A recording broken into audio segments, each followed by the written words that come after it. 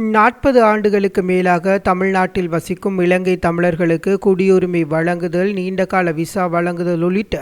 நிலையான மற்றும் மனிதாபிமான அடிப்படையிலான நிரந்தர தீர்வு காண வேண்டும் என்று வலியுறுத்தி தமிழ்நாட்டு முதலமைச்சர் மு.க.ஸ்டாலின் பிரதமர் நரேந்திர மோடிக்கு கடிதம் அனுப்பியுள்ளார். தமிழ்நாட்டு முதலமைச்சர் மு.க.ஸ்டாலின் பிரதமர் நரேந்திர மோடிக்கு எழுதியுள்ள கடிதத்தில் கூறியுள்ளதாவது: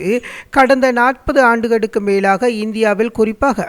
தமிழ்நாட்டில் வசித்து வரும் இலங்கை தமிழர்கள் தொடர்பான மனிதாபிமான அரசியலமைப்பு மற்றும்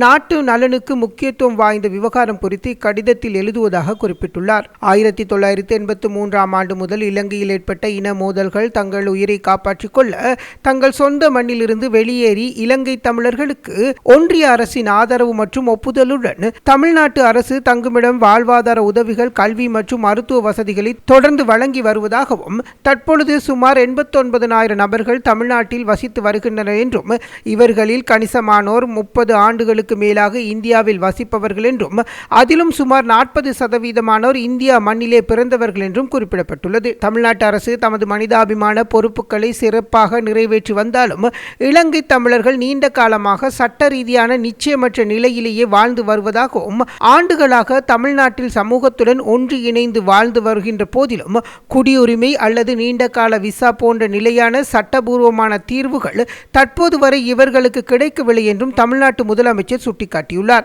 இந்த பிரச்சினைகளுக்கு தீர்வு காணும் வகையில் வெளிநாட்டு வாழ் தமிழ் நலத்துறை அமைச்சர் தலைமையில் தமிழ்நாட்டு அரசு ஆலோசனை குழுவை அமைத்து இலங்கை தமிழர்களின் நிலை குறித்து விரிவான ஆய்வை மேற்கொண்டு வழங்கிய முக்கிய பரிந்துரைகள் குறித்து அளித்துள்ள விவரங்களின் கீழ் குறிப்பிடப்பட்டுள்ளதாக தெரிவித்துள்ளார். எனவே தமிழ்நாட்டில் வசிக்கும் இலங்கையர்கள் தொடர்பில் இந்திய பிரதமர் நல்ல ஒரு முடிவை எடுப்பார் என தான் நம்புவதாக பிரதமருக்கு தமிழ்நாட்டு முதலமைச்சர் எழுதியுள்ள கடிதத்தில் குறிப்பிட்டுள்ளார்.